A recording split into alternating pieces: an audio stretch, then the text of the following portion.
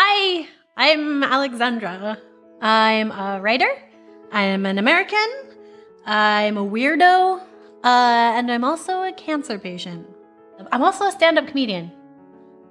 Hey. I've been performing stand-up comedy on the London circuit since March 2016. I was mainly doing stuff about being an American in London and dating. You'll find love when you stop looking for it.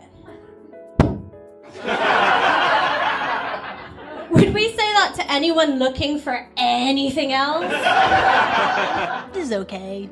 But on November 2nd, 2016, I got diagnosed with breast cancer. Because it's really hard to know how to react when you've been told you've got cancer. My friend was there, and my first gut reaction was to crack a joke about it. And I do not think the doctor knew how to handle that. Finding out that I had cancer made me feel like I lost control of my life, lost control of your body, lost control of your health. So to take back control, I did the only thing I knew how to do. And I got up on stage and I talked about it. There's no easy way to say this, so I'm just going to come right out. I've got breast cancer.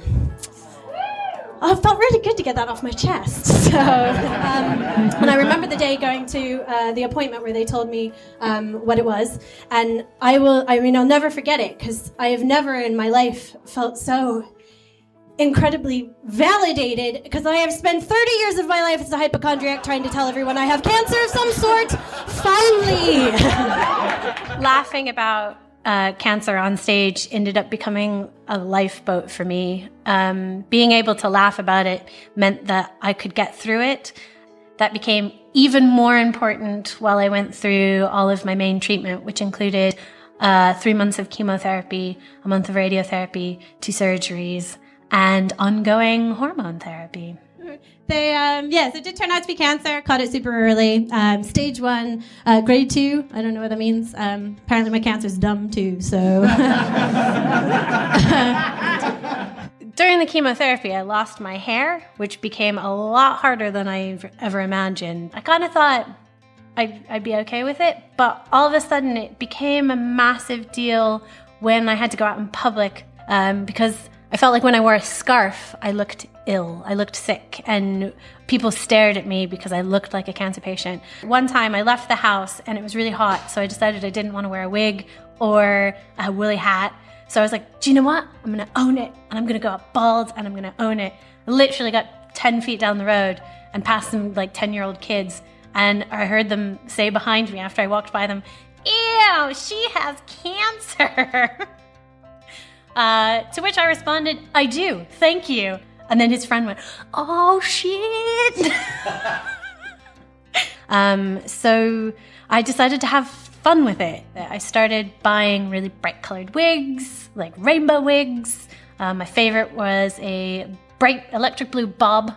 And all of a sudden, when I was out in public, people were staring at me, but it was because I looked awesome, not because I looked sick. So the biggest thing was that I didn't want to feel like cancer changed my life. So even during the radiotherapy and the chemotherapy, I'm such a stubborn person that I continued to do the weird things that I love to do, like stand-up. I went from one of my rounds of chemo straight from the hospital to a stand-up gig. I was going to try starting with a joke about how I look like Sinead O'Connor, but I've lost way more hair than I want to admit and chose the wrong shirt for today, so I'm definitely channeling more of a Charlie Brown vibe. I wouldn't say I smashed it, but I did okay. But the invaluable bit was that I had an entire room of people. I had 30, 40 people laughing with me at something that was really hard to process. And that was one of the best experiences during my treatment. Hey, how's it going? How are you? Yeah, good. Well, a little off color really. I've got this headache. That must suck, man. And then, as if the cancer treatment itself wasn't enough, I had to be faced with a whole nother decision that kind of threw me off balance. Because my treatment was likely to leave me infertile, I was being encouraged to go through IVF and freeze my eggs. So in the space of a few months, I had gone from being a single, carefree woman to having cancer and having to think about children and plan what I was going to do. And it's amazing how that can blindside you so fast. There are two ways of doing it, apparently. You can either freeze the eggs or fertilize the eggs and freeze the embryos. And she's trying to stress to me that embryos have a higher success rate. But then when I tell her I'm single, she panics and looks me dead in the eye and goes, "How fast can you get some sperm?" What time does Inferno's open? Get me a turkey baster and I'll be back in 4 hours. But throughout everything, I still tried to find the joy, which sounds really cheesy, but it's hard to do when you're so tired from your chemotherapy or you don't want to do anything, you just want to stay at home. So I did things like make stupid videos. I got up on stage and I made people laugh. I had to find the laughter in it all.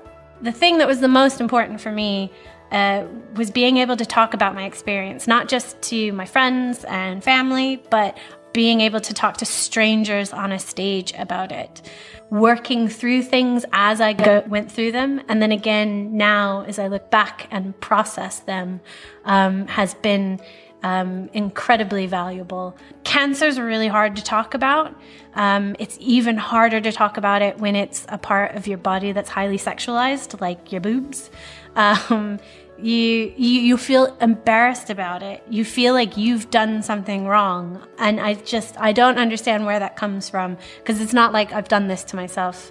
I'm kind of hoping that I can help inspire other people to not feel so embarrassed about it, because there shouldn't be a taboo on these things. You should feel free to talk about them.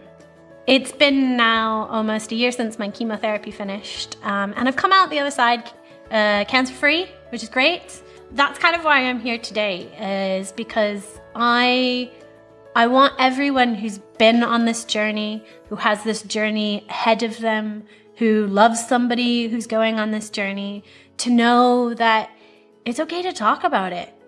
I hope that being candid about my own experience can help open the door for other people to talk about their own experiences. Ultimately, if you can laugh about it, you'll not only survive it, you'll learn how to thrive.